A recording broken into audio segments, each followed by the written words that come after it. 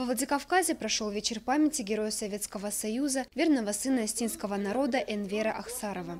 Его жизнь, опаленная военным пожаром, стала символом беспримерного подвига Красной Армии. В ходе Харьковской наступательной операции полк под управлением Ахсарова, преодолевая упорное сопротивление противника, овладел рядом опорных пунктов и обеспечил продвижение дивизии к Харькову. К сожалению, Энвер Ахсаров не дожил до Дня Победы. Звание героя был удостоен посмертно.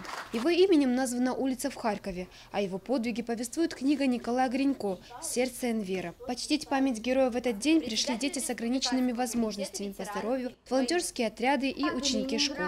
Они читали стихи и пели песни военных лет. Ребята хотели показать свое уважение, благодарность за тот подвиг, который 70 лет назад совершил наш земляк. Хочу одно заметить, что дети настолько старались. Мне прям такая радость на душе была, что они с таким рвением, с таким старанием. И вы сами убедились, что действительно они очень постарались.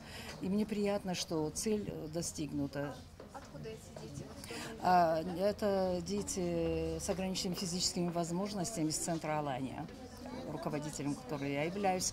Помимо этого у нас есть волонтерские отряды, с ними также дети здоровые. У нас воспитание, направление такое, что интегрировать здоровое общество детей и в контакте со здоровыми детками, это мы воспитываем таким образом и здоровых деток, чтобы они не ожесточались, как бы одновременно делаем два дела.